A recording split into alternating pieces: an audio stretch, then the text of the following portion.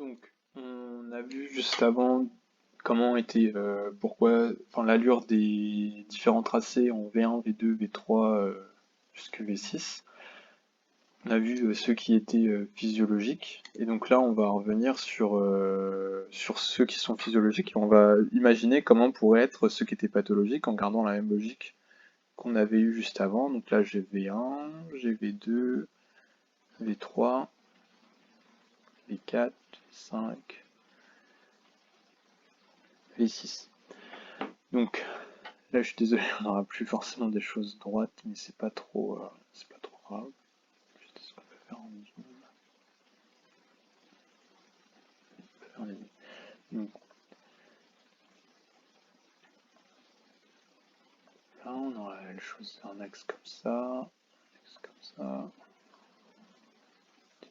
Pas pile poil, mais bon, c'est vraiment chiant de dessiner à l'ordinateur. Mais bref. Du coup, on va avoir ce petit truc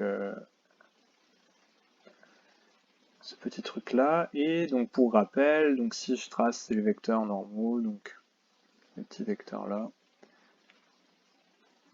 je vais en avoir partout.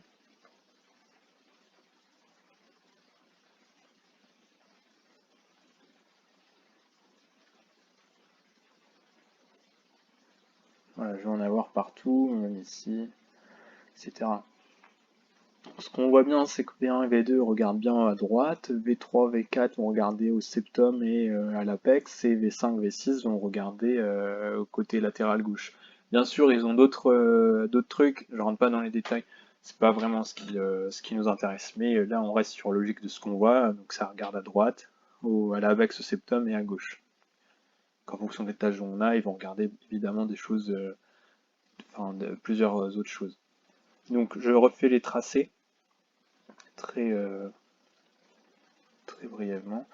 Donc, on avait dit qu'en tracé physiologique, on allait avoir quelque chose de peu positif à droite, surtout négatif, et de plus en plus positif à gauche.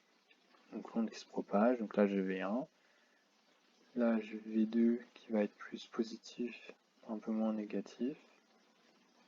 Attends, ça ressemble bien. Je fais un truc isoélectrique.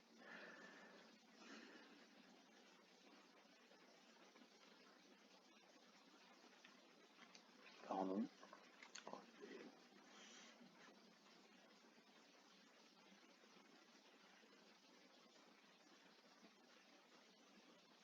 Voilà. Là, on va avoir quelque chose de un peu plus négatif, mais en fait, on va être presque électrique. Là, ça va être un peu plus positif. On est à l'isoélectrique. Là, ça va être plus positif.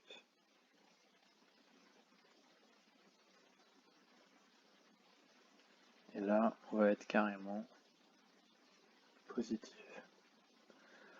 Donc je fais ces variations-là, un coup là, un coup là, on s'en fiche, c'est juste se retenir que l'onde qui se propage. Ce qui nous importe, c'est de savoir que V3 et V4, c'est d'une manière normale, c'est isoélectrique. Donc là, ça va être... Putain, c'est quoi ça? Pardon, je découvre en même temps le truc, logiciel. Voilà. Donc on va avoir V3, V4 iso électrique. Là, ça va être positif. Et là, ça va être négatif. Donc, maintenant, on va faire le raisonnement pour comprendre ce qui se passerait si on avait, par exemple, tiens, on va faire un tracé. On va faire un tracé où l'onde R va être précoce oui, où l'onde R va être tout simplement précoce. Pour voir ce que ça va nous donner. Donc là, l'onde R précoce, ça veut dire que là, vous voyez que c'est une toute petite onde R, donc elle n'est pas précoce du tout. Une onde R précoce, ça va être une grande onde R dès le départ, et après, ça va avoir tendance à diminuer. Du coup, pour l'imaginer, on va avoir quelque chose de négatif et très positif. Ensuite, quelque chose un peu plus négatif, un peu plus positif, un peu moins positif, pardon. Quelque chose qui va avoir... qui va être... Attendez, juste, je réfléchis juste pour pas vous raconter de conneries. Quelque chose qui va encore être un peu plus... qui va être à l'isoélectrique aussi. Et là, on va retrouver quelque chose qui va être beaucoup plus négatif. Donc vous voyez, il y a un décalage. Toujours beaucoup plus négatif. Et voir là, après, quelque chose de très négatif. Donc là, c'est V1, V2, V3, V4, V5, V6. J'aurais peut-être dû les faire d'une couleur.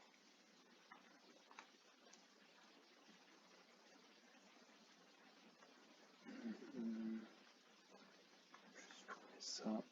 Voilà, pour pas se comprendre. Donc et là, on va mettre physio. Et là, on va mettre patho. Donc, on voit bien qu'on a sur V1, V2, on a une onde R. Donc, ce qui nous importe sur le QRS, c'est de bien regarder l'onde R, ou soit sinon vous le faites visuellement. Vous voyez bien que là, vous avez un ensemble de QRS qui est plutôt positif, et là, un ensemble de QRS qui va être de plus en plus négatif. Donc, c'est l'idée. Donc, en fait, voilà. Donc là, dire qu'on a une onde R précoce, donc c'est que ça va de près, enfin, early, avancer, ce que vous voulez. Trouver le vocabulaire, je sais plus c'est quoi ce qu'il dit dans le cours, mais c'est ça.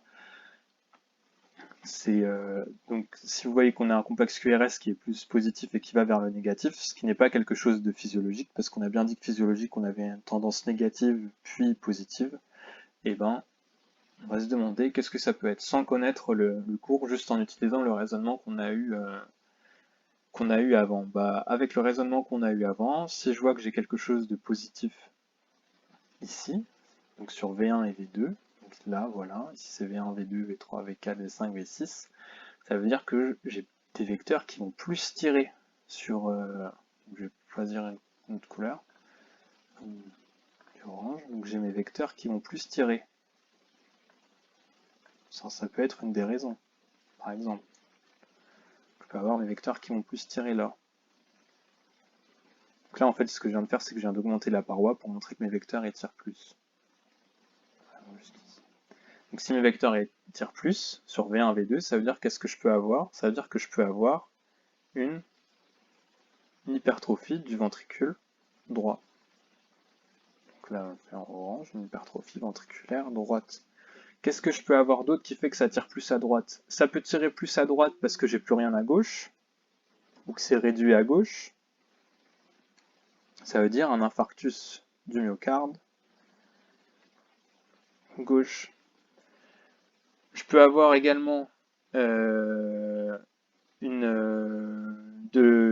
par exemple, une autre cause, c'est quoi? C'est que si j'ai mon cœur qui tombe plus à droite que à gauche, sachant que, par exemple, si je trace les poumons, vous avez un truc comme ça, vous avez le deuxième qui est comme ça, et que j'ai le cœur qui va tomber à droite plus par là. Pourquoi le cœur il tomberait plus à droite par là sur une raison de morphologie? Soit parce que la personne est plus grande, très fine, soit parce qu'elle est en situation de maigreur. Donc qu'est-ce que je peux avoir également? Je vais avoir de la maigreur. Qu'est-ce qu'on peut avoir d'autre? Un emphysème. Ça c'est sans donner, enfin voilà, je le dis sans donner l'explication. Et on peut enfin avoir un bloc droit. Un bloc droit. Si j'ai un bloc droit, qu'est-ce qui se passe? Eh ben, je vais avoir moins de courant qui va passer sur l'autoroute à droite. Si j'ai moins de courant qui passe sur l'autoroute à droite, vous allez me dire, mais on devrait avoir quelque chose de négatif. Or, là, on a quelque chose de très positif. En effet, on a quelque chose qui est très positif sur V1 et V2 et qui va être plus négatif sur V5, V6.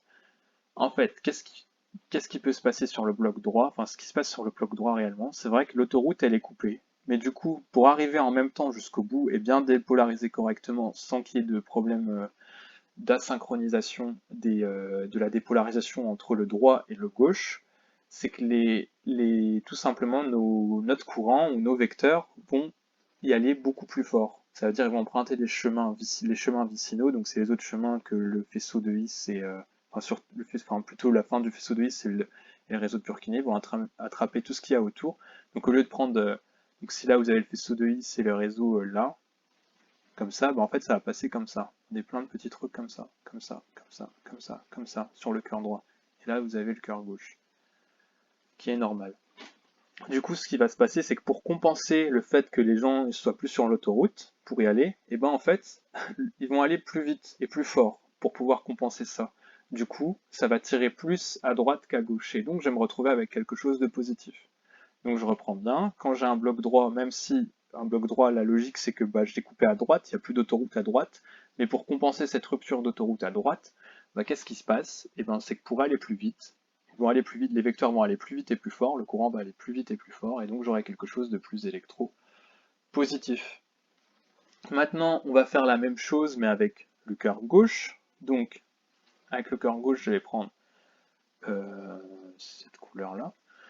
Donc, avec le cœur gauche, supposons qu'on a un cœur gauche qui tient encore plus, que j'ai un arrêt des fibres à droite, et également que j'ai un arrêt de mon réseau à gauche. Donc ça va être exactement les mêmes raisons, mais en inversé. Donc je vais me retrouver avec une hypertrophie ventriculaire gauche, un infarctus du myocarde droit, de l'obésité, parce qu'en obésité, le cœur va être comprimé à gauche, et un bloc gauche.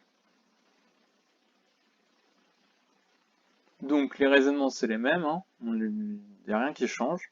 Et sur les tracés, bah, ça va être très simple. On va avoir quelque chose qui va être à l'opposé de celui-là. Et en fait, on va avoir ce qu'on appelle une onde R beaucoup plus tardive. Voilà, on va se retrouver avec quelque chose en fait qui va être négatif, positif comme ça, toujours très négatif, un peu plus positif, et de plus en plus positif. Donc avec